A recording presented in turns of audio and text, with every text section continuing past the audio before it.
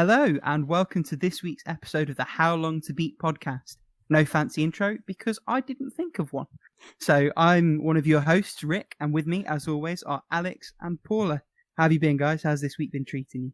Better than last week. Always a plus. Probably the same for most of our listeners as well, I would imagine.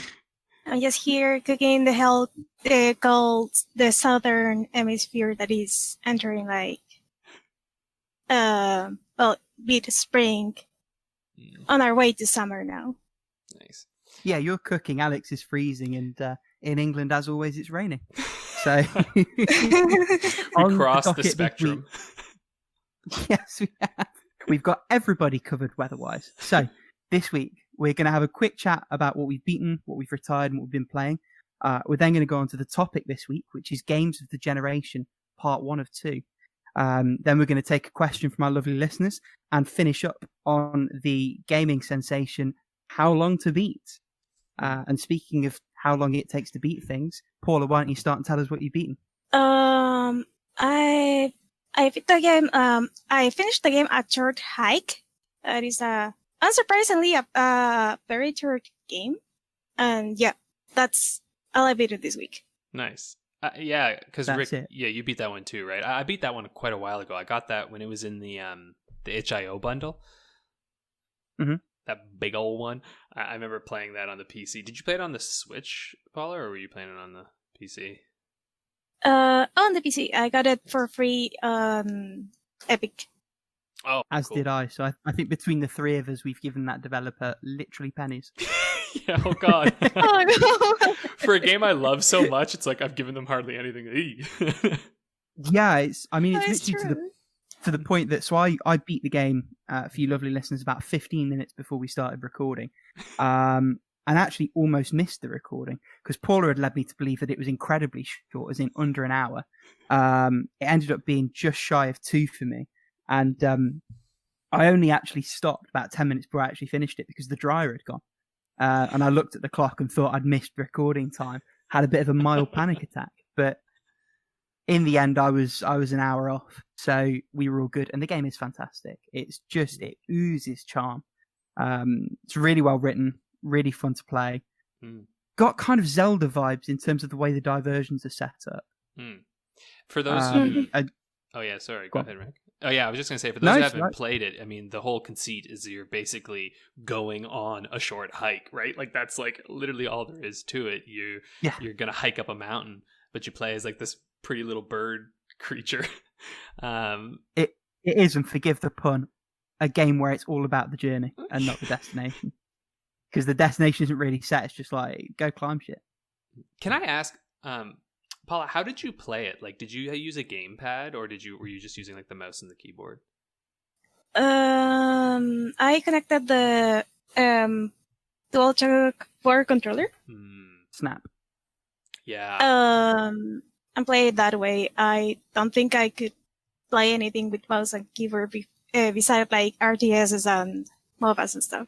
Totally. I'm not much of like a computer game. So like I remember when I first started playing the game, I was trying to use the keyboard because I was like, that's how you play it. No. And oh my gosh, yeah, I highly do not recommend that. Yeah, it's not a WAV game. You need analog movement. No, analog movement made it. And suddenly I was like, oh, this game's amazing once I plugged a freaking controller in. I was like, oh. One thing I am curious about, because I don't even know how many of them there are. How many golden feathers did you guys finish with? Do you remember? I think 8. Oh wow, you really sort of mainlined it. See, that's probably why you finished it so bloody quickly. I ended up with 15 by the time I got to the top. I had something like that too. Yeah, but then I sort of went and did I think I did most of the side quests.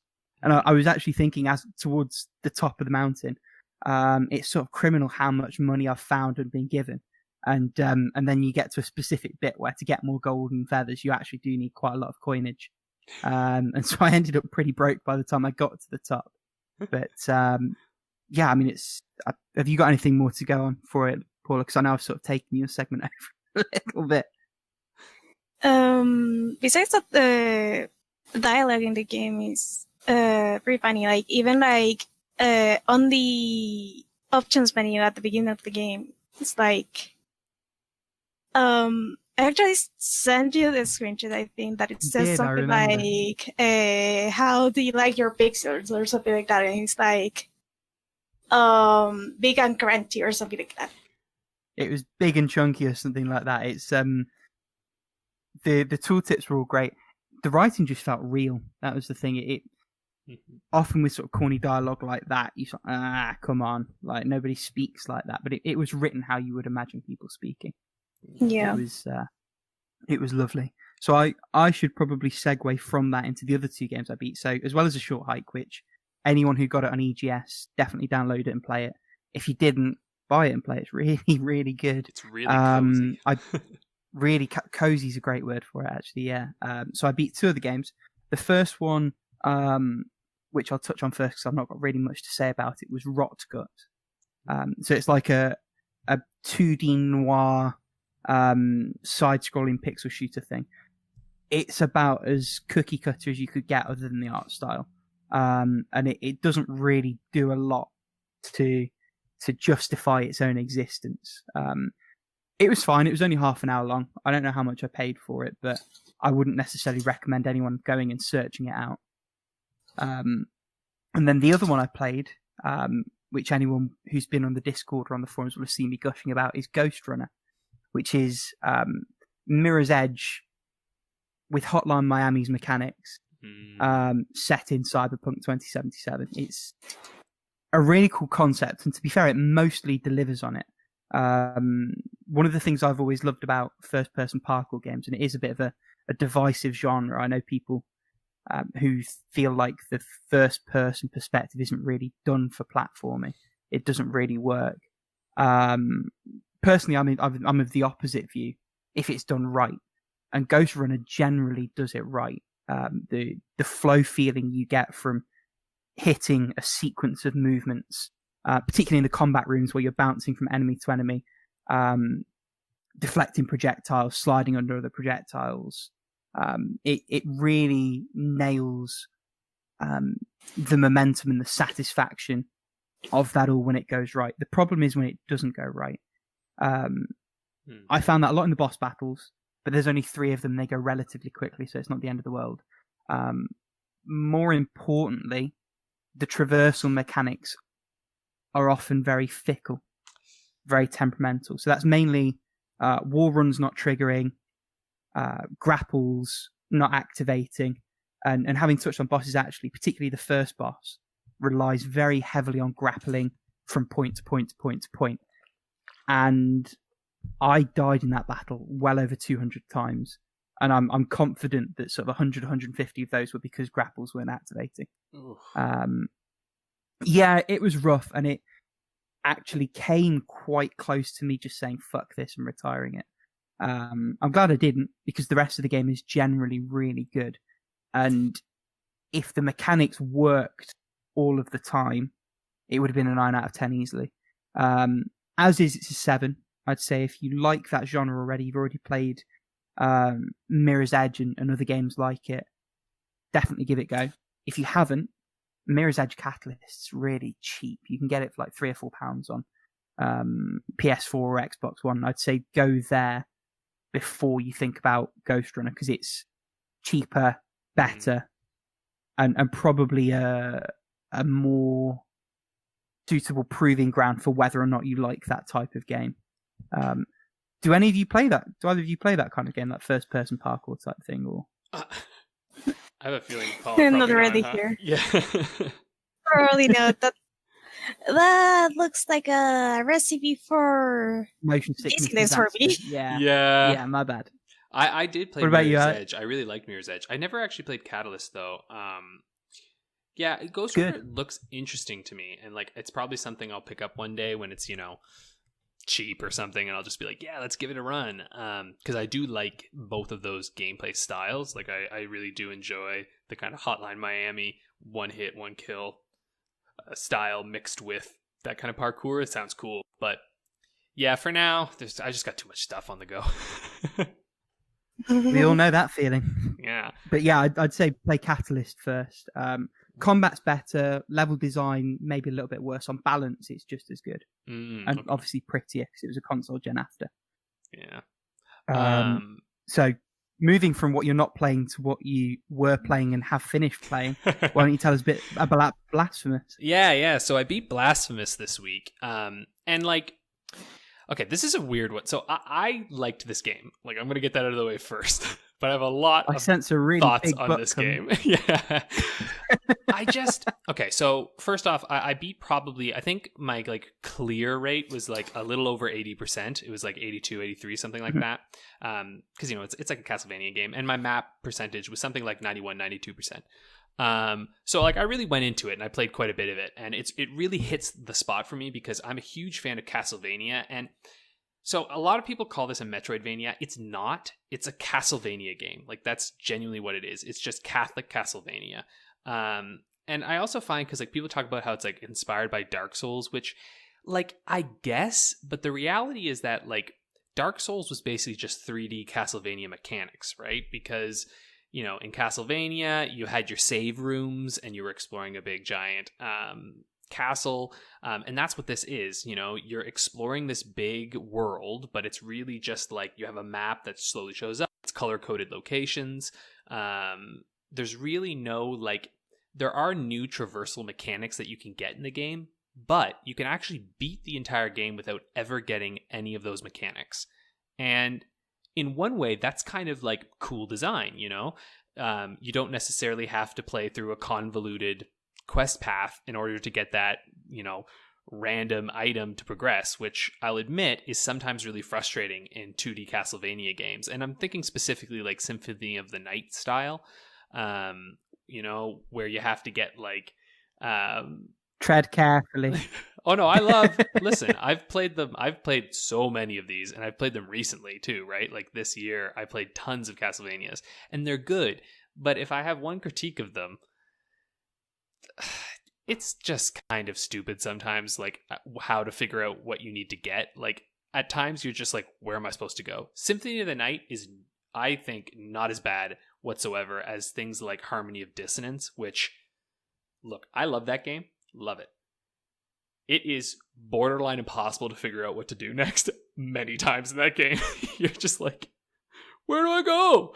And then it's like, oh, you didn't know that you had to hit that little thing, turn into this creature here, fly up there, go around there, go backwards, go back to this place, go through that portal to get the mist. You didn't know that? It's like...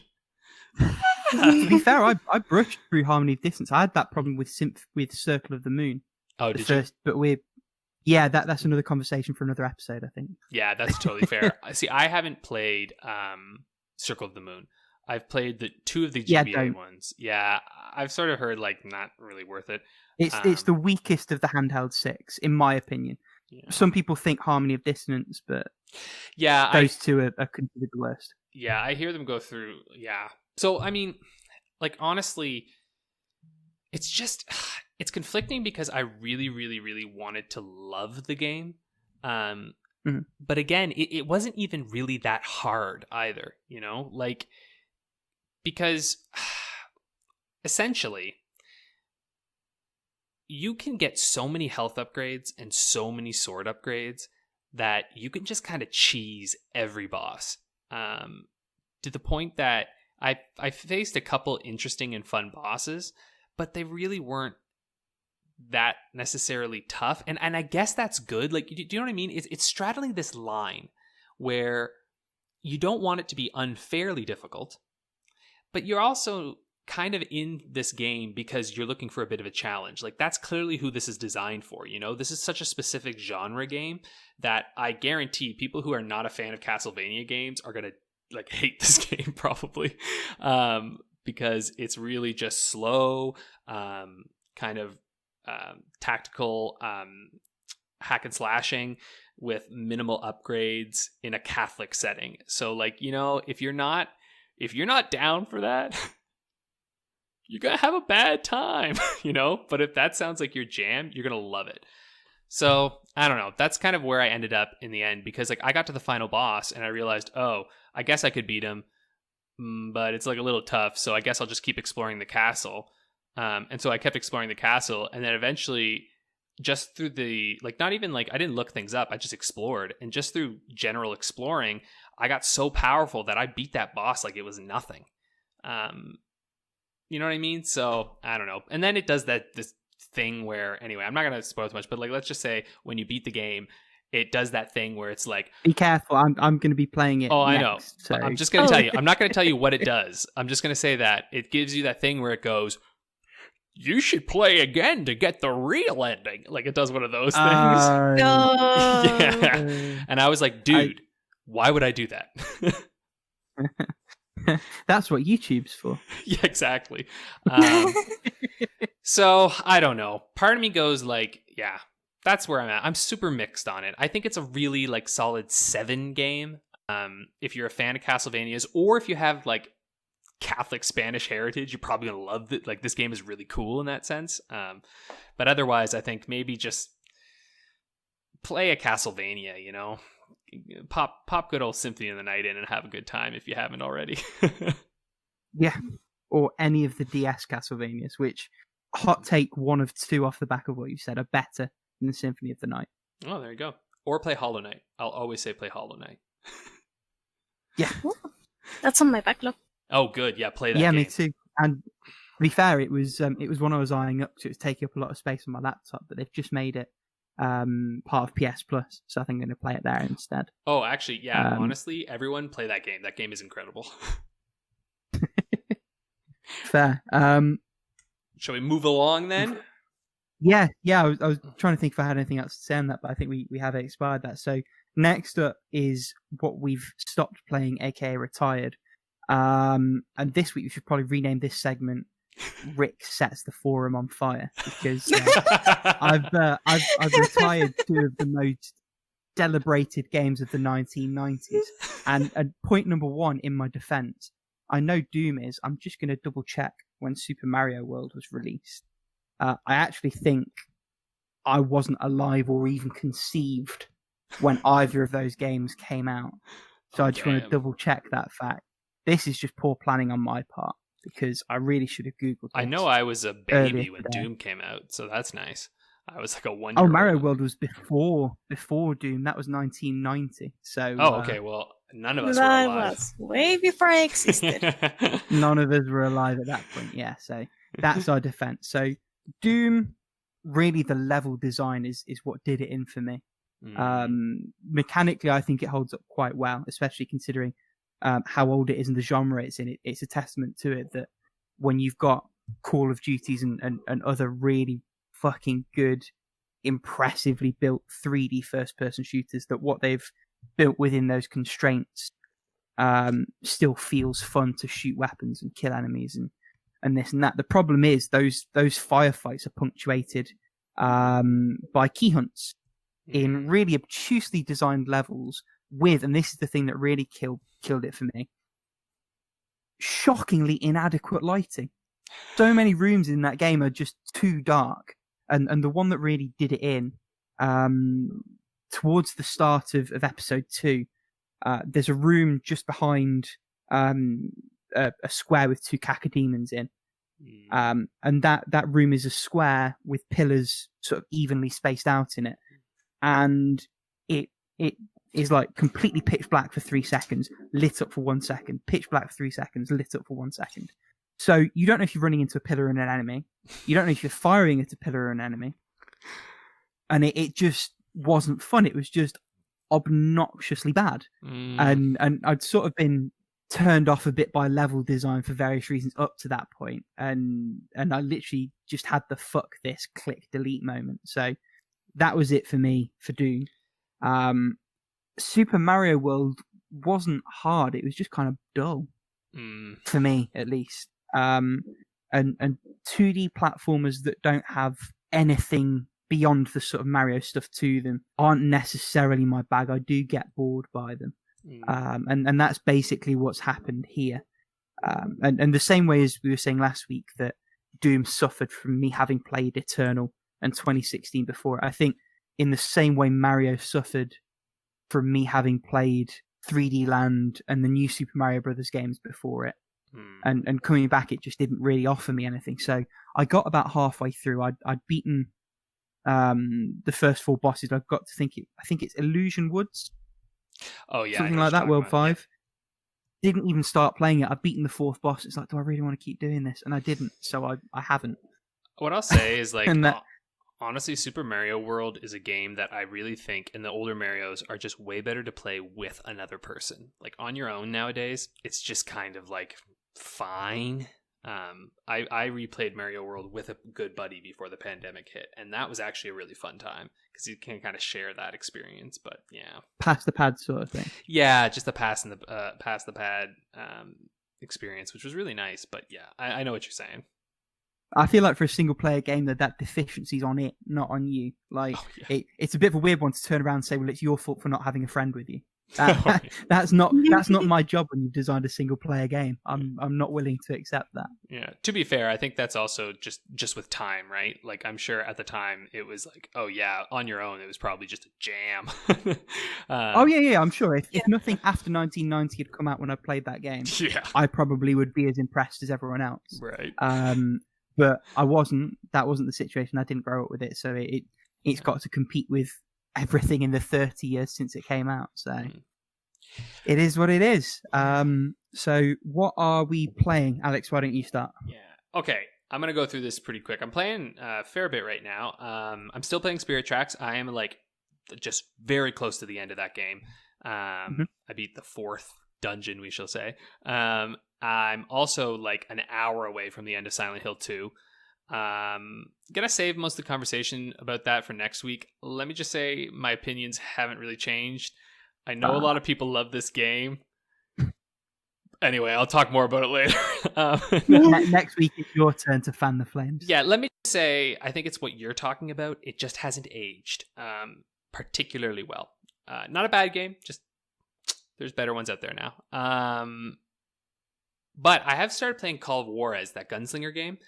That game is stupid, but really fun. Like it's just, you know what I mean? It's just kind of a dumb first-person shooter, and like, it's cool though. Like it's the most American thing I've ever played. It's just like, yeah, guns and the Wild West, and you're like, oh, I like that. Okay, right? And you basically like this guy Silas is like the main character, and the way it works, the conceit is kind of brilliant. He's telling you.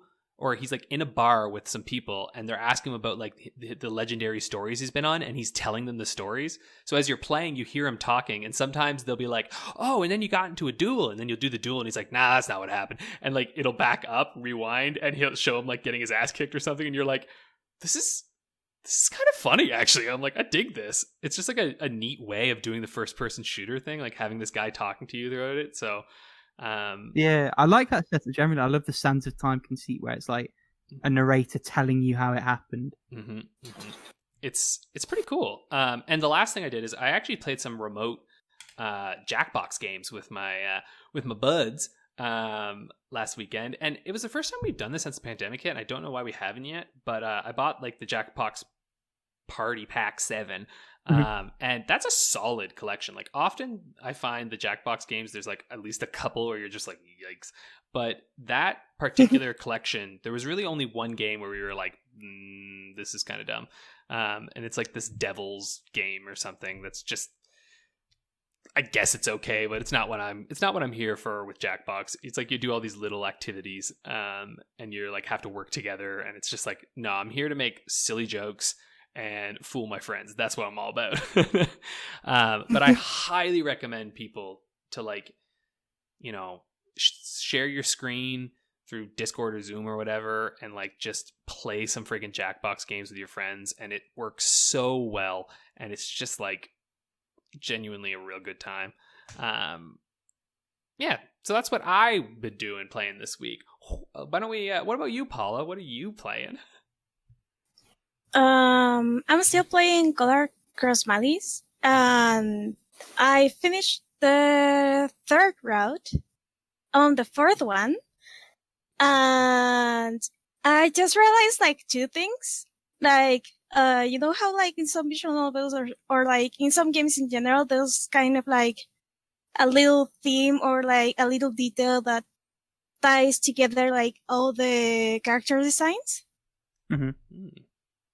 Well, I think I played this game for the first time a year or 2 ago, a couple of years. ago, yeah.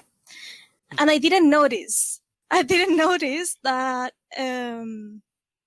each character have like little pins and buttons and stuff that were like pluses and minuses and division and multiplication signs and stuff like that. Okay. Like give it just a silly thing. And I also realized that they added like an ending list on the Switch version, which thank the gods, because there's 37 endings on that game. Fuck, is that like and including you have bad to play endings? 37 routes then, or are there like branches? Yeah, there's 5 good, 5 tragic, 5 bad endings relating to the organization, and all the other ones are bad endings in general. I like 5 tragic endings. I mean, holy crap. I like that there's a distinction. It's like there's bad endings, but then there's also tragedy. Yeah. I might talk about it like when they actually finish the game. Nice. That many endings. How long is that going to be? I actually got I'm probably like past halfway through with all the endings because I'm farming like all the character related endings as I do the character route. I see. So is it a little bit like Nier Automata where there's some like small endings and then you can pretty much pick up where you left off rather than starting again? Yeah. Also, you have like 50 to 100 save files in Otome games, so yeah, so you can pick back up where you choose. I see what you're saying. Still though, fuck, that's an undertaking. No, it is not. Hakuoki has even more, but that's topic for another day. Yeah. I'm also playing Breath of the Wild on my second run because I'm trying to 100% the game because I hate myself. Poop, eh? I was thinking exactly that. Have you even really beaten the game if you don't have that? I mean, come on. You think you're shit, but you didn't get shit. Very much. So yeah, last night I played a little bit, got some carrot seeds, got distracted at some point because I was going like to a shrine and then it was like a shooting star falling from the sky. And those are rare, so I rushed to it, obviously. Yeah. And then I was lost. Nice. I feel like that is, though, like the quintessential Breath of the Wild experience where it was like, I was going to do something, and then I was like, ooh, shiny thing. And you just like, you move on. I think that's more the sign of a really great open world. Yep. Because I had that in Tsushima. I haven't played Breath of the Wild yet, but and Tsushima did it where you'd like have a bird fly across you and try and take you somewhere. Or a fox would pop up and they'd try and take you to wherever the little shrine was. Yeah. And I feel like a good open world game is one where things like that pop up and you're enthused about going and finding out what they are and then just finding your way again. It's like for anyone who plays or watches girlfriend reviews, it's like the whole up a minute thing where it's just like, oh, wait a second. Oh, wait, I gotta do this. Just like constantly distracting you from the main story. Yep. Oh, dear. It is a very fun game to play like while streaming or showing it to someone else because like it is something like people can take over without fear of missing like major stuff because all of the little stuff you can do in between. Nice. And then you can just do whatever people tell you to do, and if they want you to ride that style horse that is like a skeletal horse on a tingle suit. Why not? What's the worst that could happen? There you go. It's a perfect streaming game. Nice. Thanks, Paula. Rick, what about you? What are you doing? What's your deal? Yeah, so me and my friends, rather than Jackbox, have been playing Among Us, which I now finally get. That game is only good if you get a really good group of people on it. And we had a blast with that last week. Single player stuff. I've got 3 games on the go. I've got the Ore DLC for Control, which I've only just started, but it's a whole new area. with loads of other lore. And I'm really glad that I played Alan Wake now that I've hit that, because immediately it throws you a scene of Alan Attis, typewriter, sort of narrating certain things. Excuse me. And there's context that gives that I wouldn't have understood without having played his game. So enjoying that so far. Still playing Mad World on the Wii. That's still great. And I'm still playing Ultimate NES Remix. I think I've got maybe a quarter of that game's levels left to go. And it is really great. I think it was originally a Wii U game, or 2 Wii U games that they then sort of mashed together and put on the 3DS as a package. And I think the 3DS really for that kind of bite-sized chunk stuff is the perfect place to play it. So I'm still having a great time with all 3 of those. So probably no retirements for me next week. But we'll see. Yeah. And speaking of games we've had great times with, our topic this week is the first part of a double header. So the new generation starts Thursday, I think it is, with the Xbox One. Well, actually, and then today's the day. Xbox Series X is launched today. Today the day? Yeah, well, today as there we're recording. Yeah, so we're recording on Inside the baseball. Xbox launch, Yeah. Xbox Series X's launch. It's PlayStation comes out 2 days. So probably when you're listening to this, maybe is the day that the PlayStation's launching, because I think it's November 12th for the PlayStation. Oh, okay. Yeah. What dates? Anyway, it doesn't matter what dates I've got mixed up with it. What we thought would be really cool is to talk about our games of the generation. So that's anything that came out on the generation's consoles or on PC in the time that they were out. So basically since late 2013. Yeah. To split it up and make it a little bit more manageable, both for us picking games and also to have more time to talk about them. This week we're going to do specifically console and PC. Including the Switch, I believe. I'm assuming you guys have. It didn't matter for me because I don't own one yet. Oh, I was saving that, I think, for next week. I didn't pick anything from that. Did you? Oh, okay. What about you, Paula? No, I included games on the Switch for this week. Oh, okay. Well, hey, I'm going to do it as if it's a handheld, because that's the thing with the Switch. Wow. The Switch can be both, and our list reflects that. So, or in my case, neither. And next week we will do 3DS, Vita, and Alex's Switch games. I don't even think I had that many. I'm putting on it, but put it this way. That's fair. It's go on. Oh, I was just gonna say I'm way too focused on. I was looking at my stats, and it was like, man, I've beaten like over 150 PS4 games since it came up, and it's like I think I've played over 200 PS4 games during this generation. Christ. Yeah, I played a lot. So I was like, no way I'm including the Switch in this thing. It's like I got too much to do. Yeah, man. If I'd had a Switch, it would have had to be this gen, because I was saying to the guys today before we started recording, of the 9s and 10s that I recorded on consoles and PC, I had sort of 14 to go on. I had 12 10 out of 10 games on Vita alone, without counting 3DS or anything else.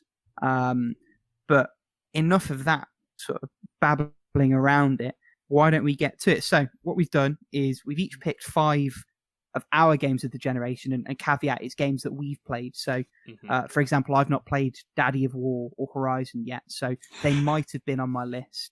I've only just started Persona 5 Royal. If I'd beaten that, I'm certain that would be on my list. So we're going to talk each about 5 games that we've picked as our games of the generation. And then at the end, time permitting, we'll rattle through 5 honourable mentions each as well. So we're going to do it one game at a time. So I will kick off with my number 5, which is a familiar game to anyone who's listened to me generally or to any of the previous podcast episodes, and that is Deadbolt for PC and PS4. I'm not sure if it's on Xbox platforms. It is a phenomenal indie game. It nails the pixel art. The music is something I regularly listen to outside of the game. Chris Christodoulou, apologies if I'm slaughtering his Greek surname, did a fantastic job with the soundtrack. Multiple genres, all bangers. And the gameplay is amazing, so it ticks a lot of boxes for me. 2D, one-hit kill, really mechanically deep, but also quite whimsical, quite fun in the way it sets up certain things. Very well written, a really good length, lots of replayability. If you have a platform it's on, you must play this game. It's on Switch, it's on Vita as well. It's on just about everything, basically. If you play video games on anything other than a phone, you will have a way to play this game, and you should be playing this game. So that's my number 5. Cool. Paula, what's number 5? Actually. One of my 5, rather. Oh, sorry, that's fair. I haven't played that one actually. That looks neat. It looks like it's kind of that Hotline. Is it sort of like the Hotline Miami style, but like more? In a sense, yeah. It's like 2D Hotline Miami. So it's not top down. It's sort of side perspective, multiple levels.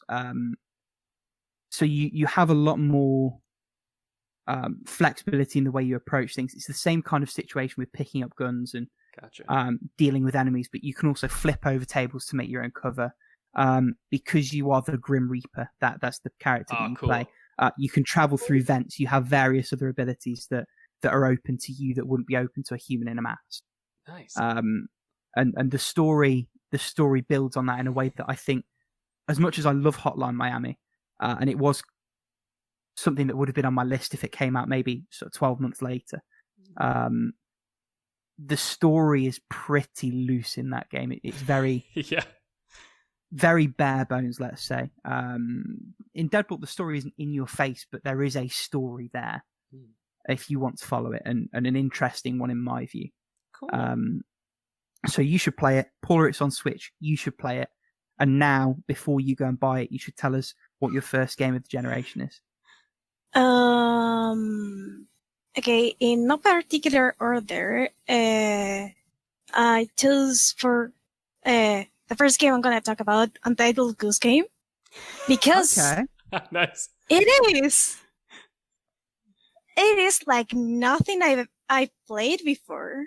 Like from the get-go, you're just a goose wanting to cause chaos, be a little gremlin, and just steal people's stuff and play around. And since you have like pretty much this like to-do list of how to mess with everyone's day, just like, okay, I'm just gonna do this because it sounds like fun. And even I completed the game.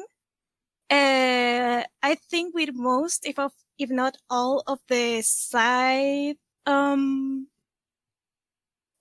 missions. Yeah. Because it was just so fun, like how the people reacted to the goose, or like how creative I feel like the devs were while creating all these little situations. Now it has multiplayer, so I can't wait to actually get out of this pandemic so I can do local co-op with my boyfriend in this game, because just like by myself, I was really, really entertained with it, and it had like that feeling like of those like old movies that have like no sound, just have like that music playing on the background. Yeah, sound. And then you have like this punchline. Slapstick. It felt like that. It really did, because it even had that ragtime score, right? Like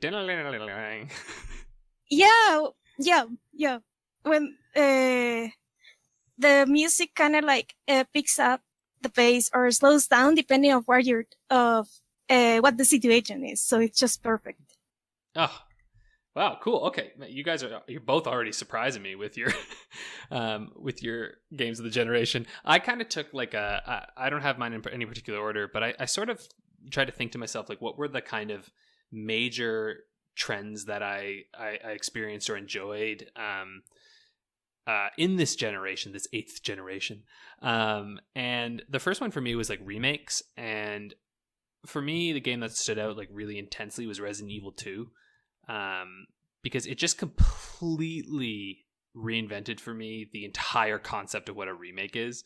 Because I never played the original game, and I went back and played the original like the Resident Evil HD game, And jumping into Resident Evil 2, it's a whole new experience, and it's an incredible experience. Like, it really, it's almost what makes me a little like, and we'll talk more about this next week, about Silent Hill 2, where it's like you go back and you're like, the years haven't been kind, but this could be amazing with a little love and care now, right? Like, if this was given just a little polish, the fundamentals are incredible. And so that's what I found with Resident Evil 2. It's like the fundamentals of that game were incredible. So instead, they just modernize this thing. They inject some life into it, and it turns into like a masterpiece for this generation. And so to me, that was something that I was just like, yes, like companies, if you want to remake your games, like, this is it. This is it. Don't just, throw them onto an emulator, port them, and sell them only for 3 months at a time. Yeah, exactly, right? I'm like, come on! It's like, oh my God. But I mean, anyway, so I have to really give Capcom props for that. Like, that game just really blew me away. What did you think of Resi 3? Just to take a slight segue, did you play that one? Yeah. So I know that one didn't quite hit the same way for people. I really liked it. And I just think that is a weaker game than the second one anyway. So right. It had that going up against it. Like, it was already always considered basically like an expansion of the second game, right? Because it's a lot of the same locations. And so a lot of things were reused, but not for the remake. The remake was actually being developed at the same time as Resident Evil 2. So like that was a little different. Like, there were different teams. So it actually plays a bit differently.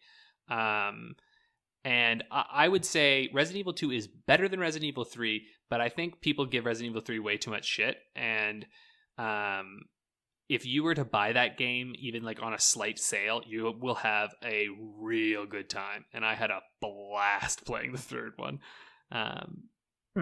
In general, I fully support this style of remake. It's like worth every penny for me, at least. Okay.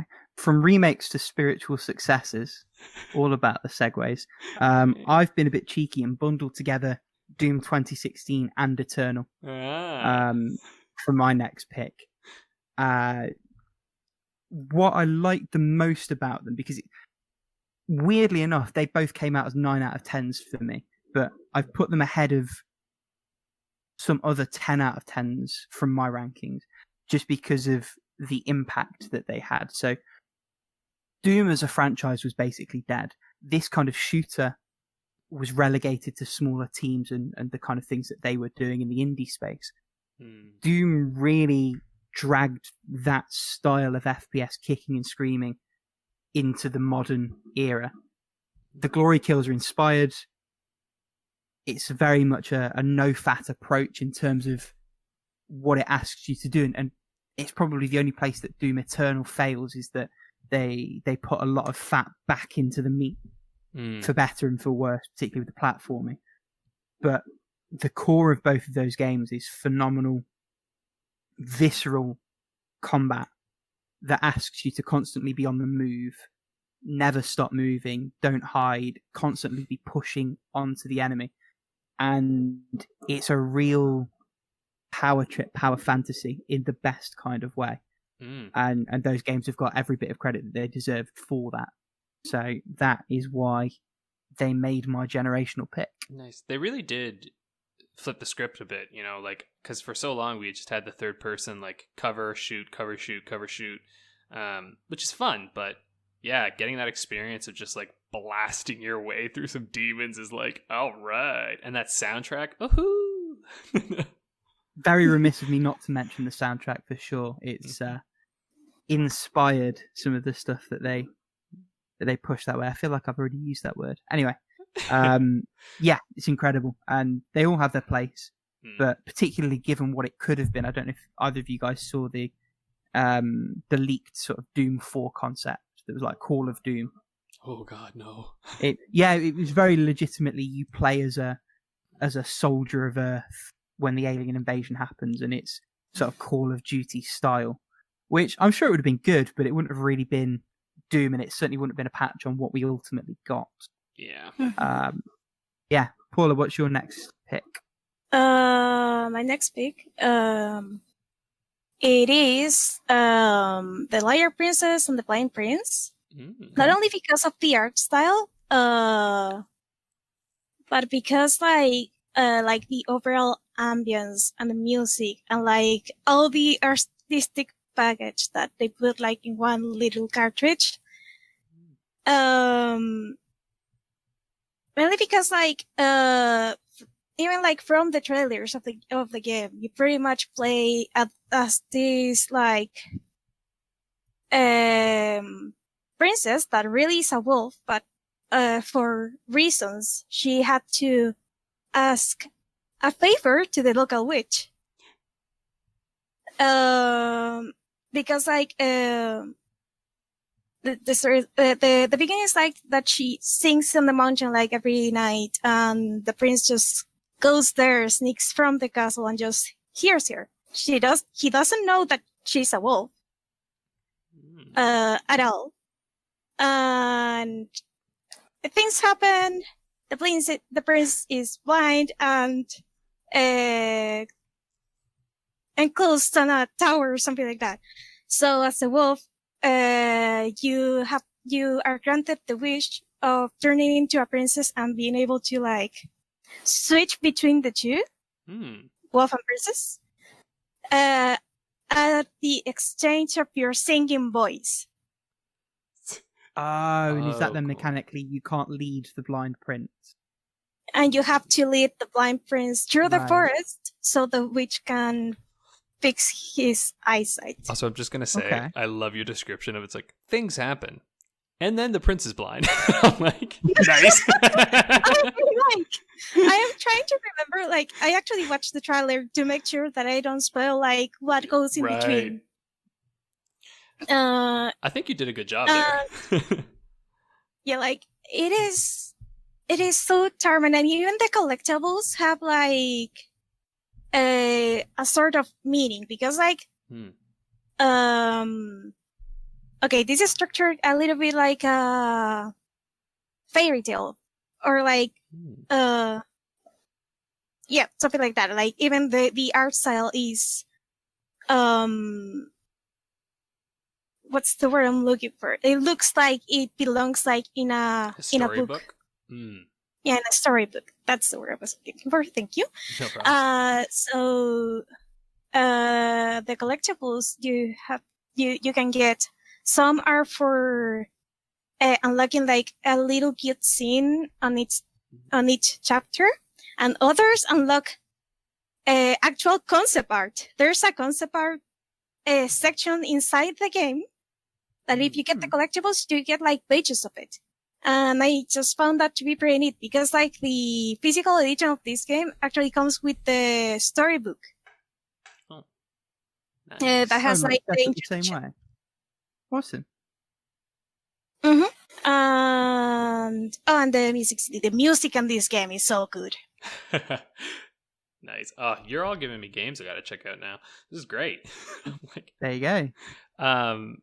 Okay, well, I'm gonna talk a little bit about, so, you know, the last generation, not the 8th, like in the 7th, you know, the PS3, Xbox 360 era, I found that there were just more like smaller scaled type games that weren't necessarily AAA, but they weren't really AA, and they were in that like nice little area. And I found we lost some of those this generation. But for me, Prey was easily one of my favorite games, and it's a game that I still remember playing, and it's just really good. Like it's not like, I don't know, the greatest thing out there. It's not like this crazy bombastic cinematic game, but it controls nicely. It has a cool story. It has beautiful environments.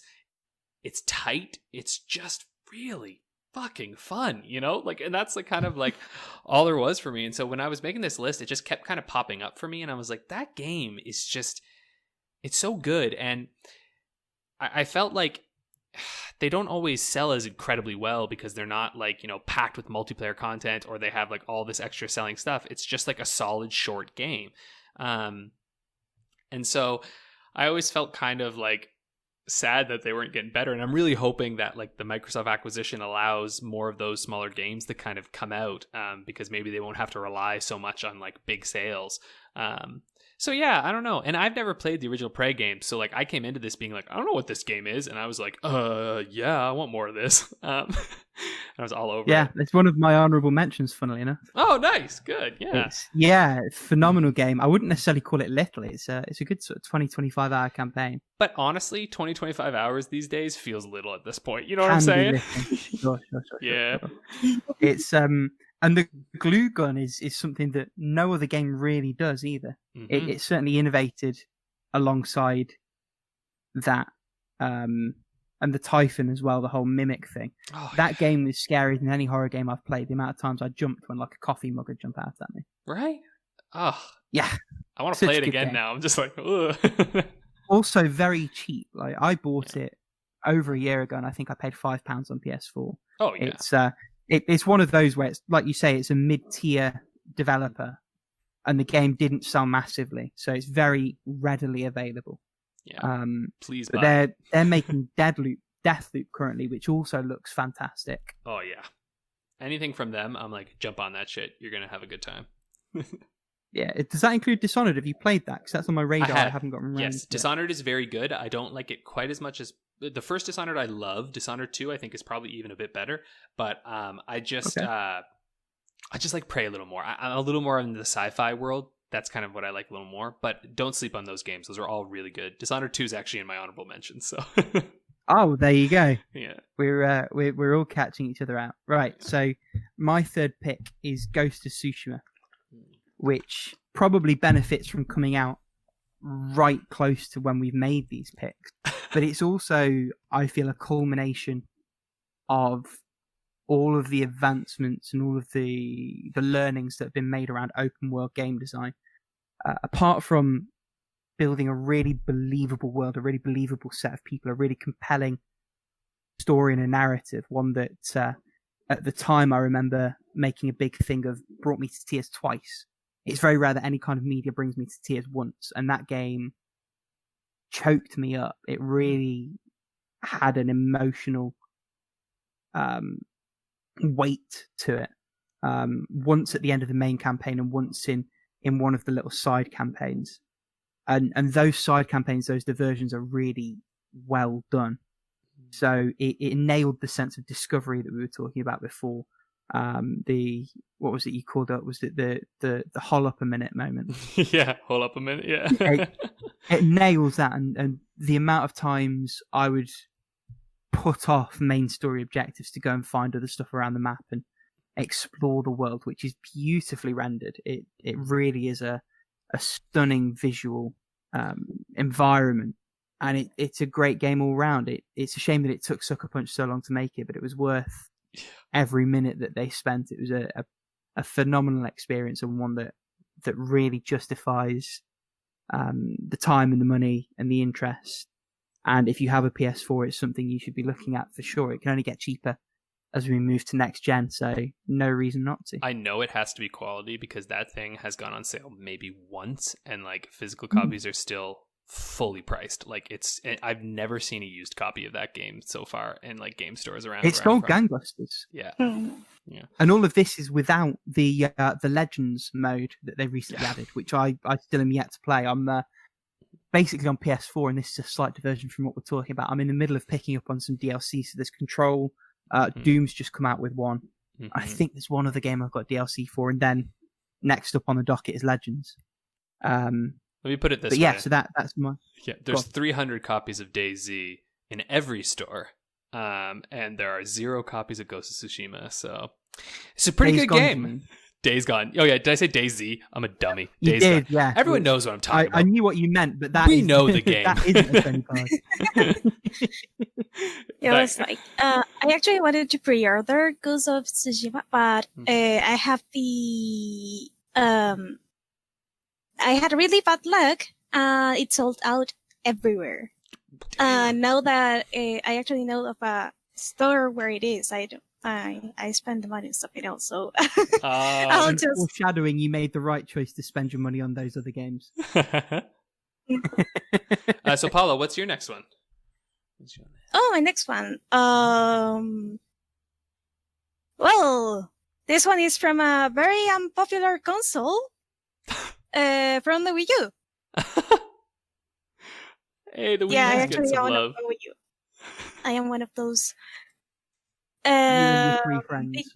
Yoshi's Woolly World is such a terrible and fantastic game. Like, it doesn't really do anything innovative, like on the platform department, but from the aesthetic alone, this game means so much to me because, like, there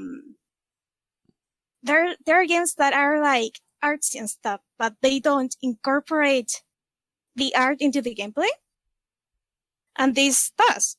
Because, like, sometimes you have to unravel a thing to get yarn and put that yarn someone else or throw it to find a secret and stuff like that. So instead of the classical Yoshi eggs, you have like these little balls of yarn following it around. And you pretty much use them to fill in like these wired structures as if you were like knitting your own stage. Mm. So, among other things that it does with the whole yarn mechanic, I found it to be pretty cool. And actually, it is the reason that I ended up starting to crochet in the first place. Oh, that's awesome. That isn't one of the ones they sold with it. You've made that. Yeah, I made this. Oh, I made this one. Paula made a little Yoshi. For the people that are listening, Paula's got a little pink Yoshi that I could have sworn at first glance was the ones that they were selling pre-made, but she's got the pre-made one next to it, and it is crazy good. Well done, man. There you are. And like, I really adore this game, and it really like, because I actually played this with my boyfriend. I also played this with my nephew. So I have like a lot of fun memories and not so fun memories, because when you're playing co-op with someone you know well, you know shit's gonna go down really quick. But yeah, it is a fantastic game. I'm so sad that it didn't get like the exposure it needed because Wii U. I've played some of Crafted World on the Switch, but it doesn't have the same charm that this one does. I've heard that. Yeah. Yeah, it doesn't incorporate like the materials and stuff as well in the gameplay. It's just like aesthetic. Well, this one is like aesthetic and mechanics integrated. Yeah. Actually, I heard that the idea came up because like someone that worked over at Nintendo just arrived with a little yarn Yoshi one day, and everyone was like, "Let's make a game on that." Oh, I'd already assumed they'd just sort of seen how well Kirby did it. Maybe not, because Kirby had epic yarn, didn't it? Yeah. It was the Wii, so it wouldn't have been long before. Yeah, they're a big. Maybe it's just parallel thinking. Yeah. Probably. Maybe that's where they got the knitted Yoshi. Nice. That's awesome. Yeah, I played Crafted World. It's okay. But I've heard so many people say that Woolly World is much better. It's good to know. Meh. I don't know why they never brought that one over. They should have just brought it with Crafted, but whatever. Yeah. It's on 3DS, I think. I think best looking games. It is one of the best looking games on the Wii U. Yeah. Not even lying. It looks 10 out of 10 looks. No doubt. Like, in the art department is 10 out of 10. Oh, interesting. Well, for mine, I got a VR this generation. I was like, hop on the PlayStation train. And that, for me, really is like, I've had a lot of really, really cool experiences in that. But there was one game in particular that I just went like, oh, this is the future. And it's another Resident Evil title. But Resident Evil 7 for me. I have never shit my pants so hard at a game in my life. This is the most horrifying experience I've ever had playing a game. Like, you put that thing on your face and you're in that first person perspective in this dilapidated house and you can't escape. And every time those anyone's coming after you, it's just like you're just there, you know, like you're sneaking around and you want to look around a corner and you just lean around the corner and you take a look, and it's like when they come, and even like literally the feeling like sometimes some of those characters will grab you and lift you up and you genuinely are just like, oh, he's got me by the neck. Like it has that feeling, and there's just this verticality to it, because when you, I don't know, it's so hard to explain if you haven't experienced it. And this is what's so hard about VR, right? Is that like, it's genuinely one of those things where it's like, if you have not actually experienced what it's like to be in that, you just don't understand, right? And it's like, once you do, you're like, oh no, I get it. Because imagine, you know, it's instead of, you know how people say like when you watch a horror movie, it's scary, but you can close your eyes and you can hide from it and it'll keep happening. Then you have a game where it's like, no, you have to make the game move. And that's really scary, and it tends to be more frightening. And it's like, now imagine that not only do you have to make the game move, but you are literally in the game. And so it's like, do you know what I mean? Suddenly you're just like, no. Yeah. And you got the headphones on and like you can't close your eyes because you close your eyes, but like you can't look away because you move your head and you're still in the game. So it's just like, so anyway, that to me, it's like, it's an experience that I'll never forget. And I never want to do it again because it was painful. But so good. But yeah, I couldn't believe it. Like it really just revolutionized things for me. VR is crazy. I've only played Beat Saber, but I know exactly what you mean. That feeling of presence, almost. Mm-hmm.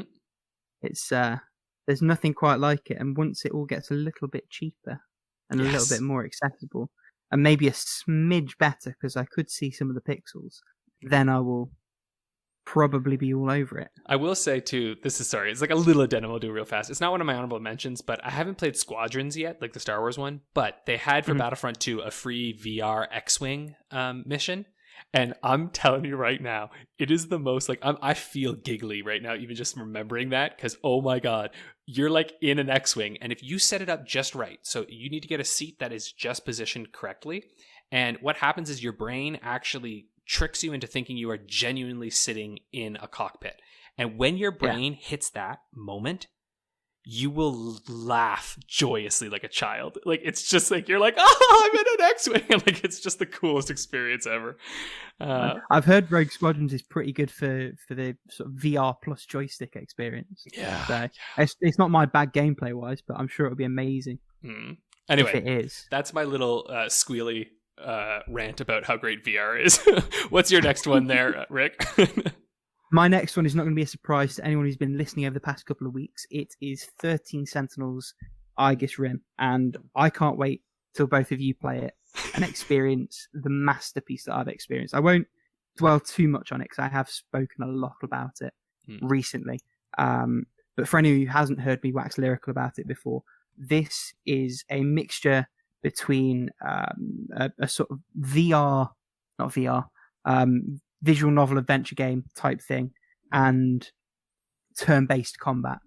And the combination of the two and the way in which they're done and the way in which the story is told is both masterful and unlike anything that's ever been done before, and actually I think will be done for a long time hence, based on what Kamitani said about how much of a pain it was making the story work the way they set it up. But it was absolutely worth it. This is a game that must be experienced, that must be played. And I can't really say any more than that. It truly is a masterpiece. Nice. Well, it's on my list now. It's on your list, and it's on its way to you, Paula, which is very good. Yeah, I'm just waiting for the thing to ship to my address. Because it hasn't even left to use. Christ. Well, hopefully soon. So, Paula, what about you? What's your next one? Glad you asked. I'm sorry for the laugh, but like, it is Wargroove, my next game. Nice. It is amazing. Like, for those who haven't heard about it, like Wargroove is like a turn-based tactical game on the vein of not so much Fire Emblem, but more in the vein of Advance Wars, because you not only control the quote-unquote important characters or generals, but you also control like you have to conquer like quarries and stuff or buildings, and you have to generate an income to pay for your other units.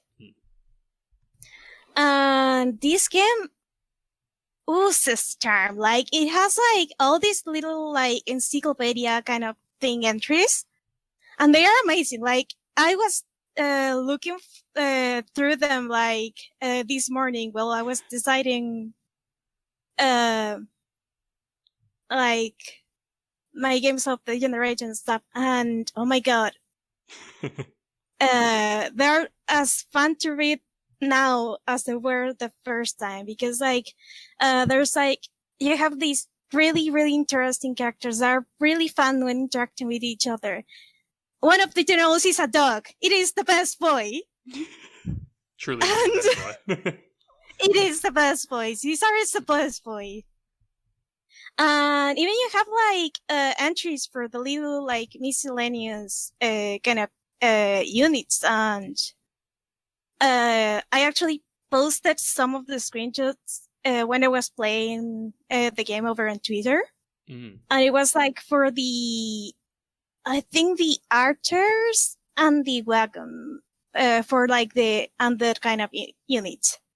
And like for one was like that they made like the arrows out of their bones or something like that.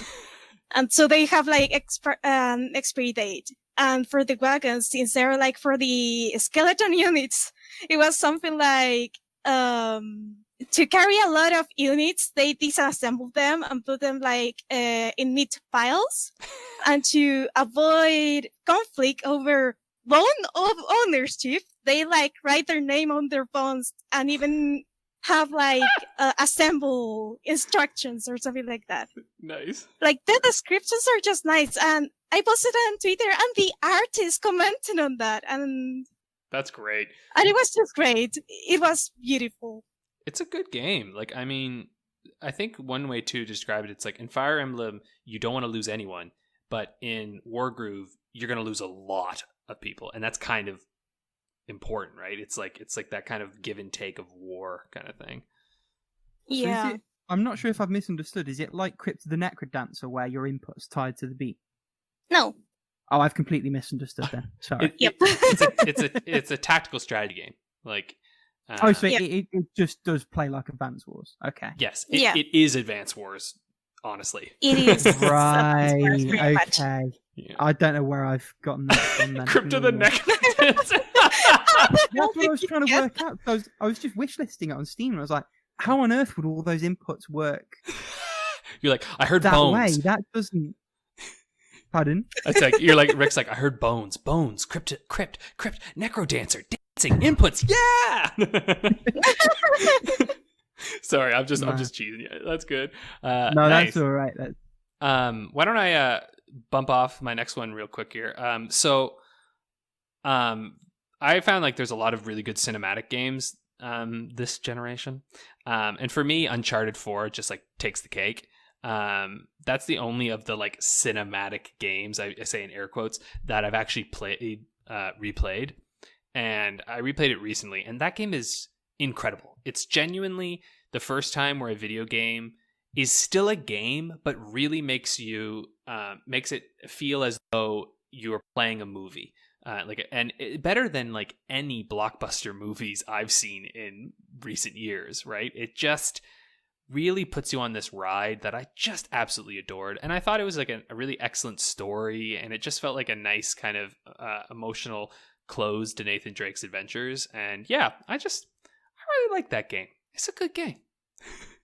It's on my list. It's come out on PS Plus. To be fair, I wasn't a massive fan of the first three, but I think that's probably just a me thing because a lot of people adore those. Yeah, how does it compare to the first three? Is it much different, or is it more of the same? It's much. I would say it's much different. There's a grappling hook that lets you like swing around. You're far more mobile in this game than you are in the others. Okay. So I would say it's quite different, but it's still the core idea. It's just so much more polished and refined. Okay. Interesting. So we're on to the last one each of the 5. Yeah. And mine, it was never going to be anything else, is Rocket League. So nice. Since it came out and I picked it up the week it launched, I have played around 1,900 hours of this game. Oh my god! And yeah, if I've played it that much for that long a time, there was no way it couldn't be number 1. There is nothing else quite like it, and the simplicity of the mechanics, which are basically drive a car, that car can jump and boost also, are deceptively straightforward compared to some of the high level things that people can do, particularly in the air and pinching the ball and doing various things with that. Even with the amount that I've played, I'm only scratching the surface of the skill ceiling of that game. And in all that time, playing all those games, it's never stopped being fun. And now it's free, so there's no excuse for anyone not to give it a go. Nice. Yeah, I played that game for a while when it came out, but yeah, it didn't quite hook me, but I'm not much of an online multiplayer guy, to be honest. I just get bored, but it is a good game.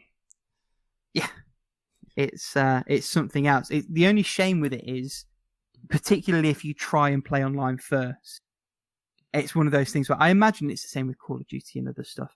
If you try and run before you can walk, you will end up on your arse. It really is a demanding game if you want to sort of take it anywhere.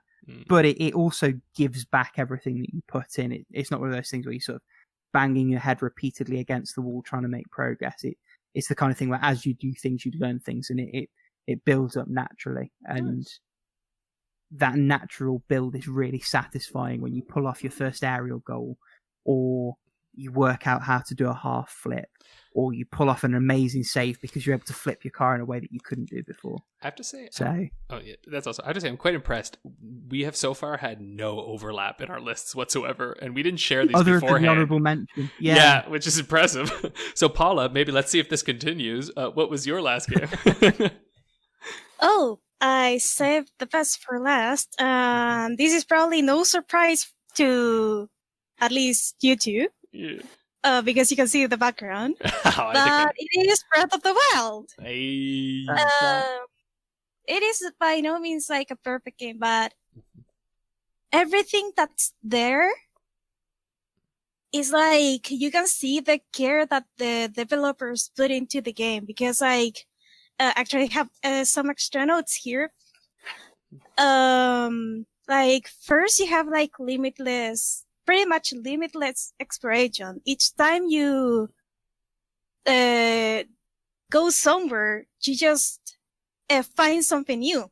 And for context, this is actually my second run. My first run took me around 190 hours, counting the Champions Paula DLC. I am 101 hours in on my second run. I am still finding new stuff that I didn't notice the first time around. And to say that for a game that has been like handcrafted and all the little details that you can see, like on one of the researchers' lab, like you can see like how her disaster just kept on creeping, on her like assistant side of the lab. That the lines have to be like redrawn. They actually divided the lab because the guy didn't want her mess on his stuff. And details like talking with NPCs, like some have like really interesting stories to tell. And stuff like that. And the storytelling, like, people said that this game has no story or like a really very fun story. But I found like, besides the cutscenes, there's 3 other ways that this game tells you its story. That is like with the diary entries, or journal entries, I think they're called. Talking with the other characters of the world and even the world itself.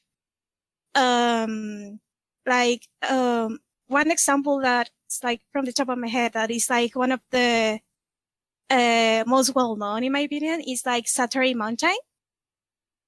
Okay. Because it is reference to Satoru-san or Iwata-san, sorry, the former president, the former president of Nintendo Japan, and you have like all these little tales of people like finding this terrifying creature because they wanted to hunt, and how this sage Satori cared for the mountain and tried to give back to the earth what the earth gave to him.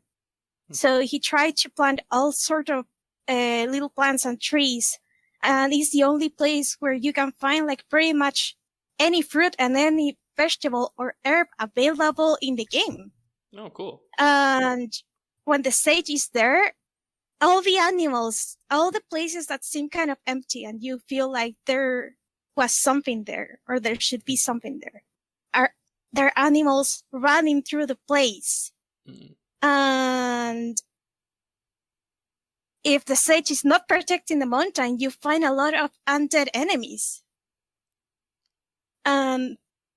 Like little details like that shows how much the developers cared about putting like all the little details in the game. Really and cool. There's like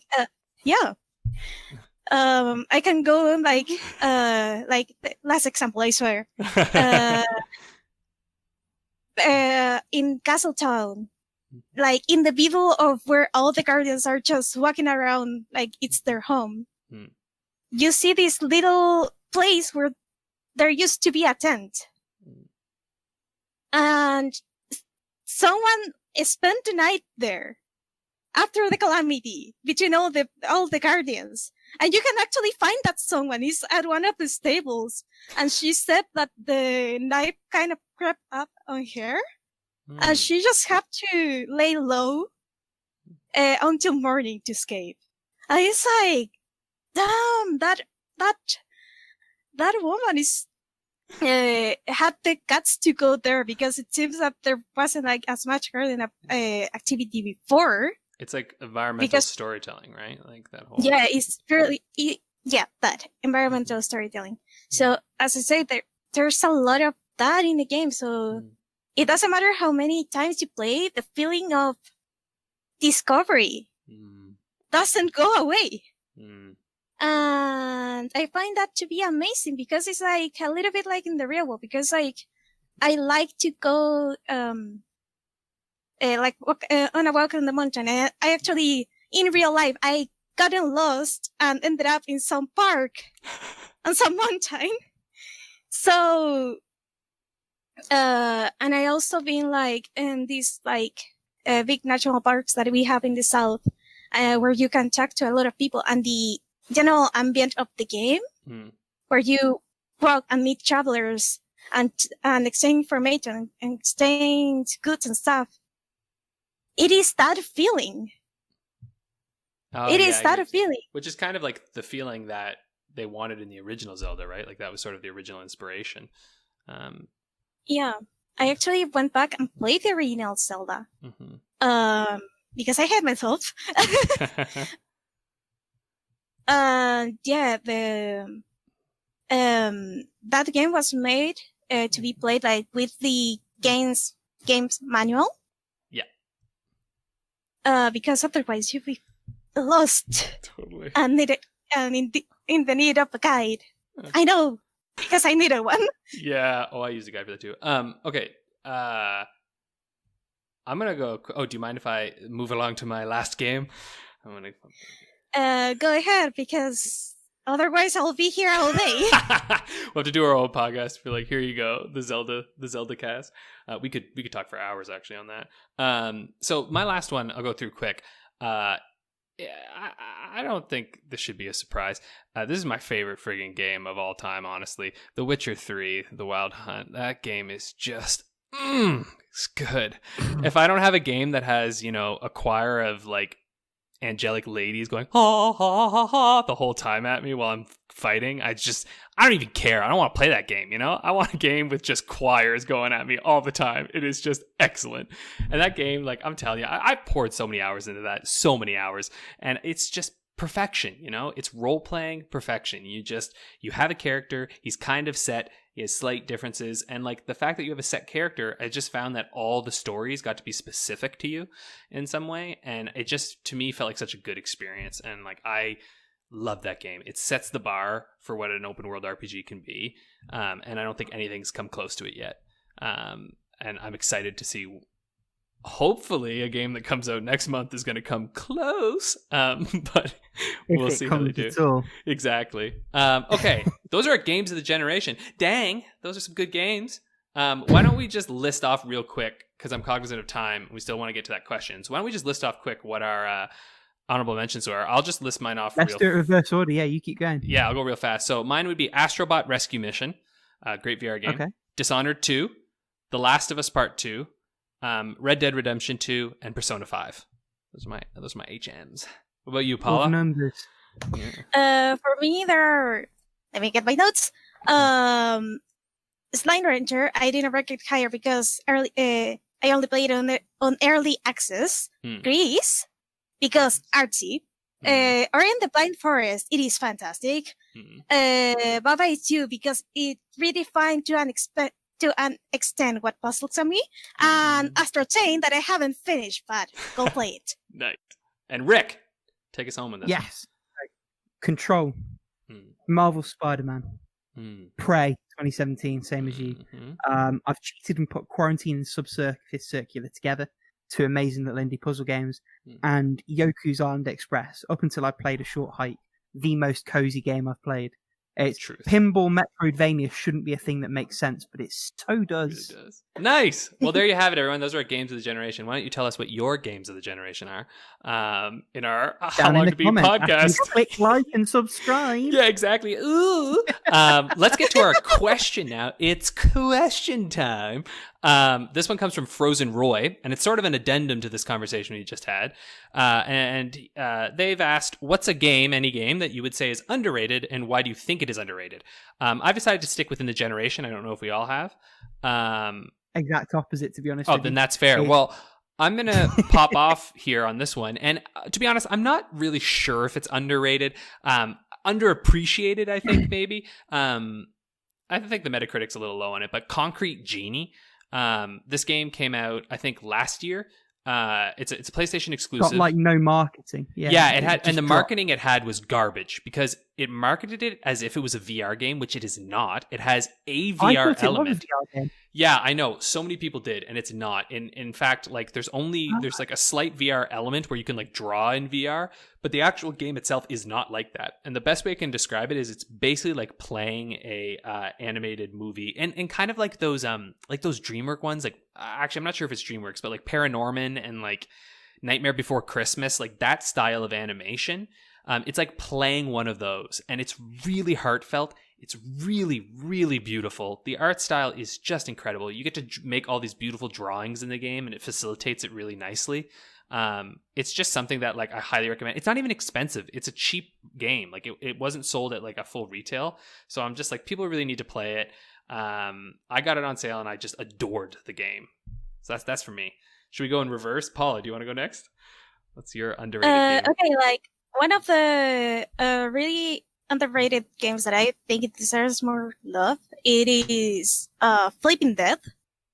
But the same developers that made like Stick It to the Man, because like I really like the mechanic of you like having to flip the board and do stuff like in the living world and in the world of the dead.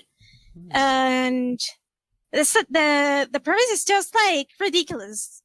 Like it is a game where you're going to laugh a lot because like you randomly die, appear in the world of the dead, and the death itself himself. I don't know. They say like, "Oh, I'm going on a vacation. Oh, are you the person who's gonna do my job while I'm gone? Well, take it. Here's a list of things to do. Goodbye." Nice. And yeah, from there you just try to discover what the hell happened to you. And it is beautiful. It is the dialogue is very cheeky, and the gameplay, at least on my experience, was pretty fun and pretty creative. Cool. I had that on my list, but I haven't touched it yet. I was just saying, what's becoming a theme? I actually have that installed. So, good. Well, Rick, get around to it, actually. What about you, bud? What's your underrated game? Well, there's this little one by Epic Games called Fortnite, and people just sleep on it. No, so what I've basically done is my go-to underrated game has always been Soul Bubbles for the DS. That game is phenomenal. The dev's defunct now, so go and emulate it and feel free. What it does with bubble physics and puzzling is something very unique and very whimsical, really fun, really engaging. And nobody bought it, which they should have done, but at least go and play it. So what I've done, and I'll rattle through them all quite quickly, is I went through all the 8s and 9s on my completed list, and anything that didn't really have that reception generally, I've put it on. So in alphabetical order, Chasm for the Vita. It was a kickstarted Metroidvania. Didn't really get very good ratings, but I really enjoyed it. And if you like that kind of genre, Alex, I would definitely recommend giving that a look.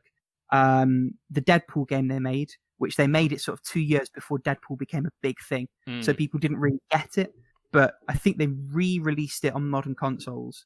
And it's great. It knows what it wants to be. It's like a solid 8-hour sort of spectacle action game with that trademark humor, and it's really good. Nice. Lost Dimension for the PS3 and Vita is a sort of Valkyrie profile style turn-based stroke real-time RPG game. The twist being, on each level of this world that you're progressing through, one of your team will become a traitor. And it's all about working out who they are, and it's procedurally generated, so it'll be a different person each time you play. It's fantastic. Didn't really get well rated at the time. Metroid Other M. Ignore the story. All right, well, that's enough for this week. We're gonna. That's how it goes. The game is good. The story is shit corner. I agree, but the game is good. Of Orcs and Men, don't really have anything to say about that. It's great.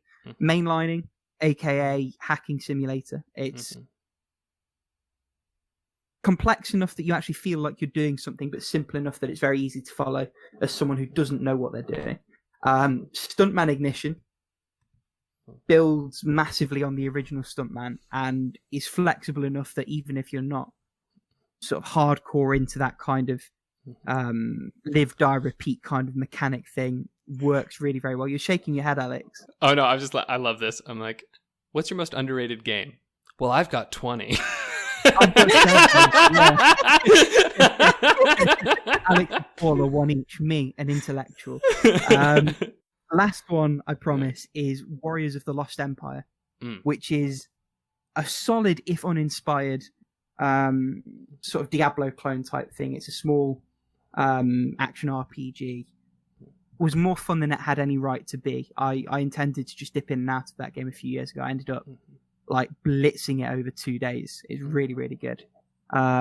So they are all amazing. Feel free to rewind and pause on the recording and go and check all of those out. Yeah, well, if you don't especially Fortnite.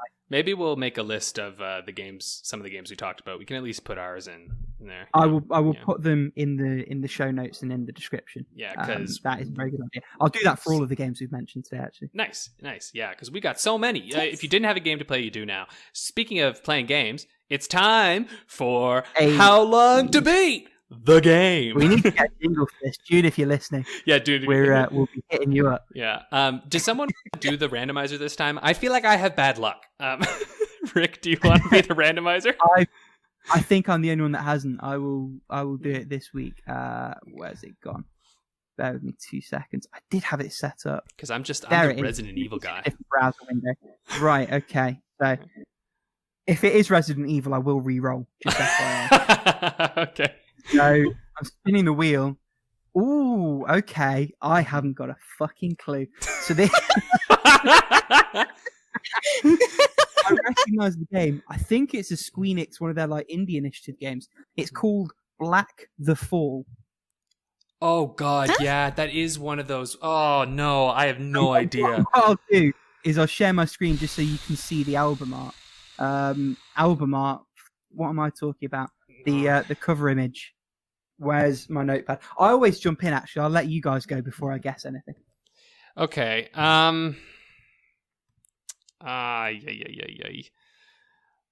So, that one.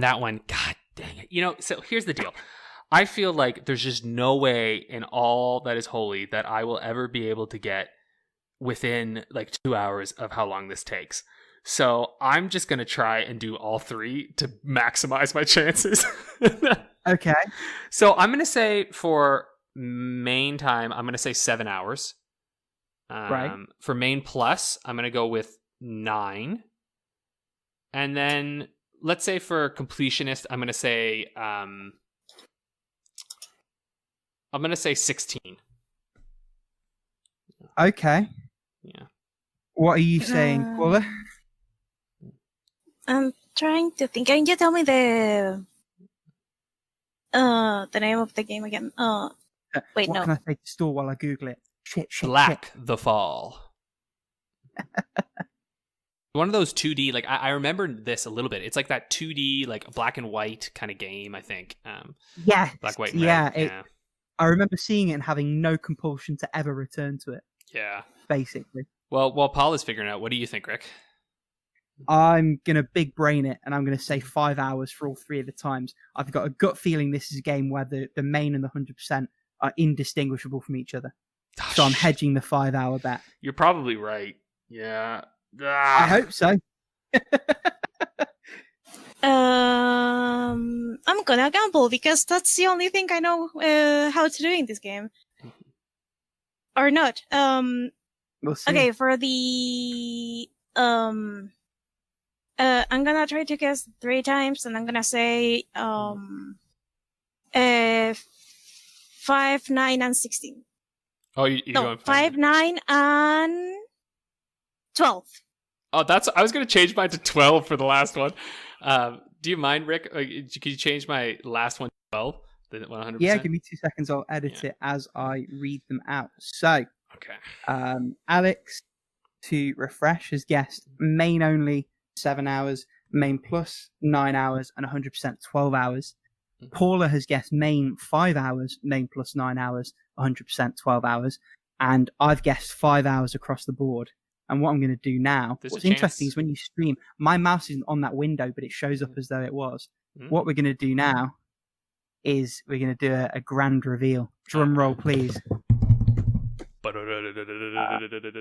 you stats. Oh, that's not done it right. Okay, let's just do it.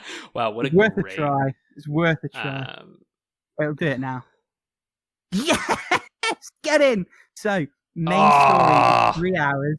Main plus is 3.5 hours, and completionist is 4 hours. So you win, Rick. I've more or less on the moneyed it. So as it stands, me and Alex are tied on 5 points, and poor Paula is yet to make a start. Oh, well, can we get an F? Yeah, F in the chat. I am a late game player. Yeah, you'll come back in the end. Are you carrying the torch, are you? Well, thanks everyone for tuning in. Next week, we're going to go over our games of the generation for handhelds. Part 2. Stay tuned for that. See ya. See ya. See you.